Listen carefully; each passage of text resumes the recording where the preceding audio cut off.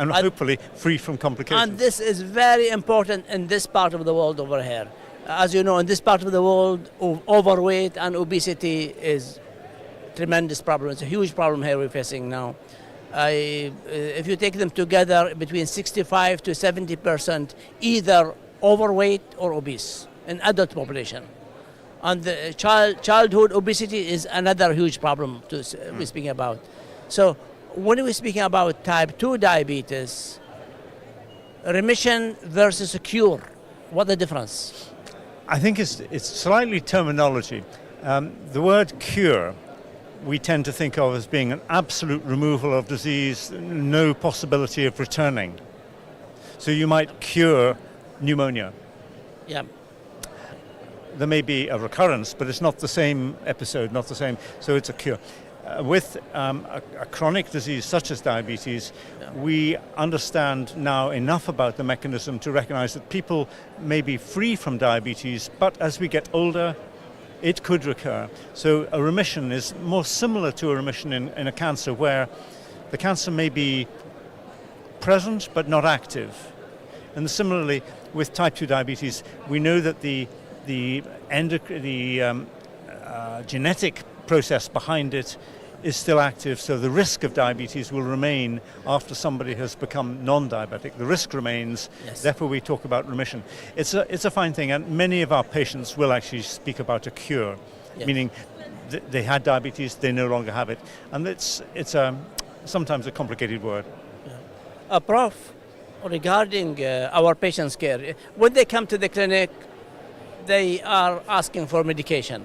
As a doctors, we think of medication. We don't have the time to spend with them regarding exercise and physical activities and going over their diet and so on.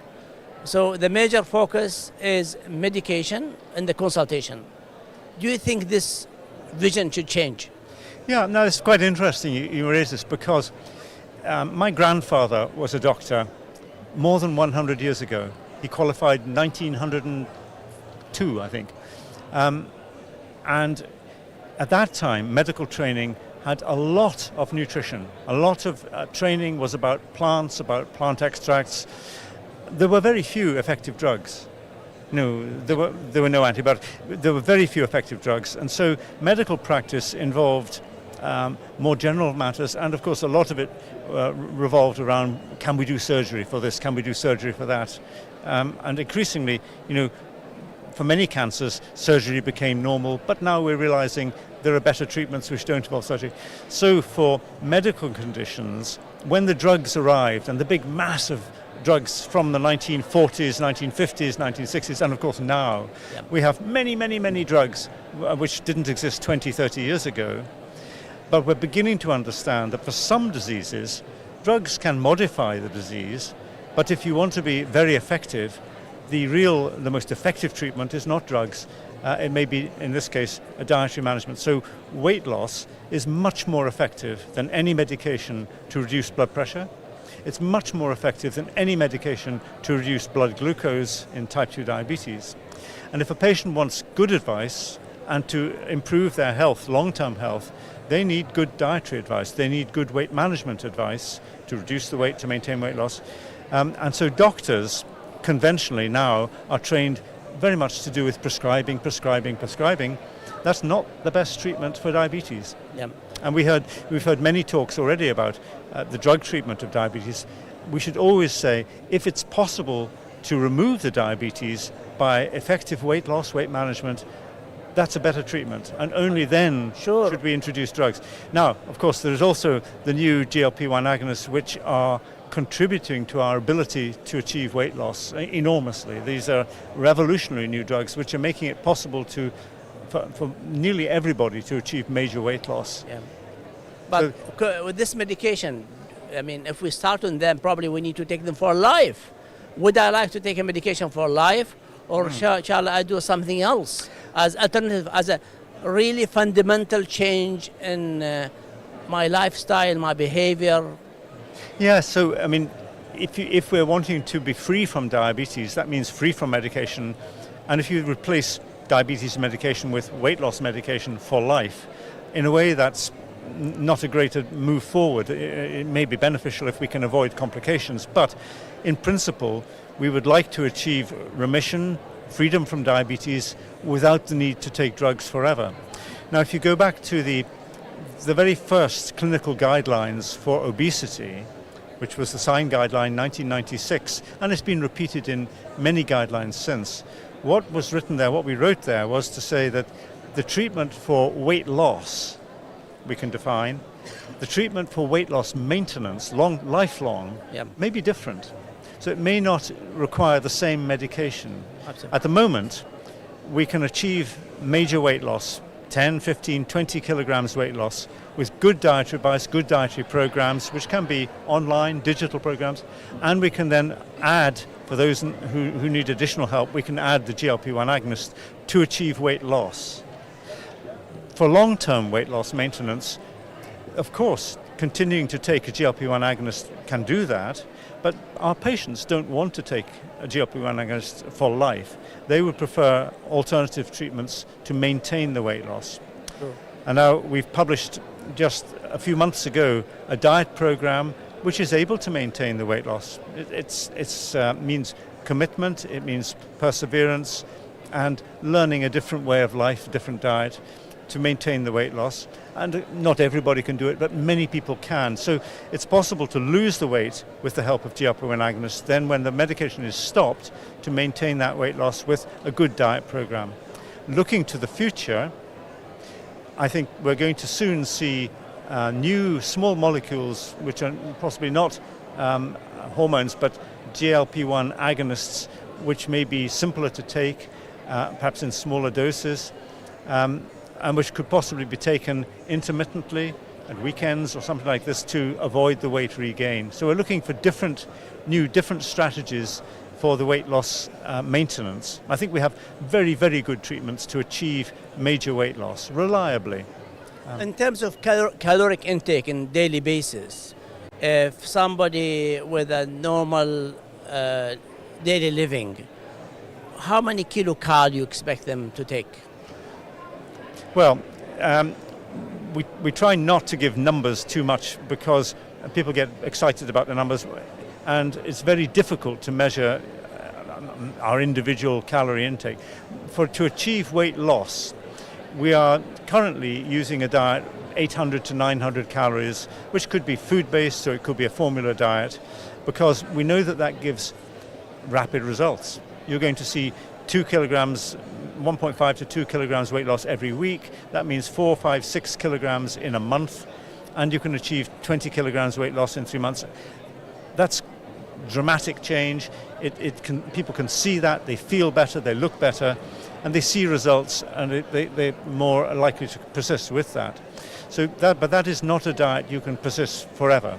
So then you have to adjust the intake to suit the individual metabolism of an individual patient, and you have to start somewhere. So we usually say, let's start with approximately 2,000 calories for weight loss maintenance, maybe a little bit less for women, maybe 1,500 calories, 1,600 calories for weight loss maintenance, and then adjust that to the individual requirement.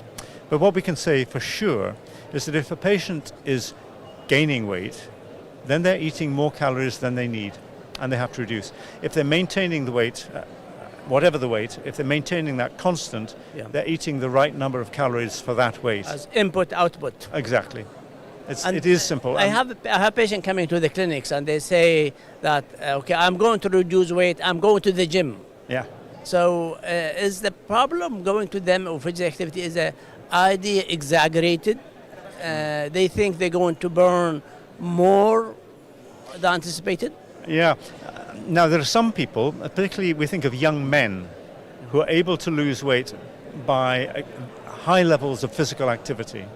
Going to the gym, they have to go to the gym probably every day. They have to go very frequently to be able to burn up the calories and the input-output to be negative energy balance. Most people are not able to lose weight adequately by purely physical activity. And even the young men, if you measure them carefully, the ones who are going to the gym, we're taking lots of exercise for weight loss, still they're eating less calories. And so the dominant factor is very clearly dietary restriction. Dietary. So diet is more important. By a long way. Wow. Physical activity improves health, it improves well-being, reduces cardiovascular risk, so everything is good about physical activity. And in Scotland, I can go into the mountains and I can enjoy the mountains, the birds, the flowers. Physical activity is good in every possible way. It's also sociable. I don't know if a gym is sociable. Perhaps it's sociable after the gym, but not during gym. So a gym can be effective for improving cardiovascular fitness, but it isn't a way to lose weight. Yeah. In Scotland, I remember a few years ago when I was there, I used to exercise. I enjoyed the cycling, the swimming, playing football. I was fit like as a fiddle.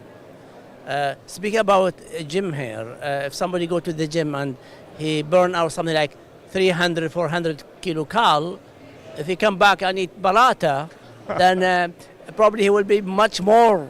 We laugh. Yeah. You know, we laugh, but of course that is the case. And in many of our gyms, there's a restaurant attached and they're selling all these kinds of things. Often they're called healthy eating. No, they're not healthy eating. They're calories like everything else.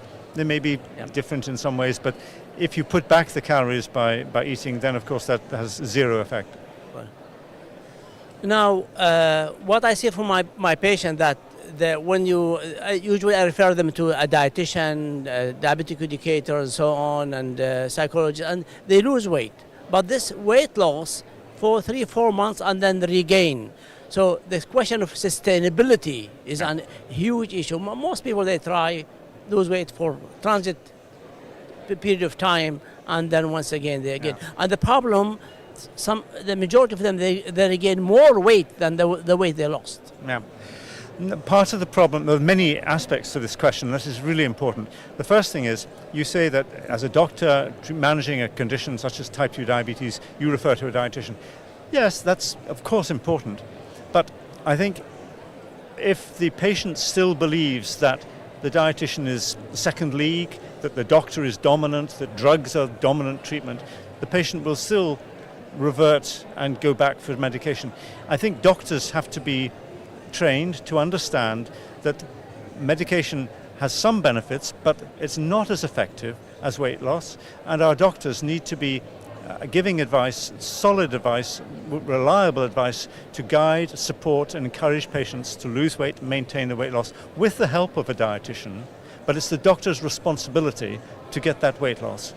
And I think our doctors need to be rewarded for giving good dietary advice. One of the problems is that doctors are often employed in clinics where the money, the payment, is tied to drug prescriptions.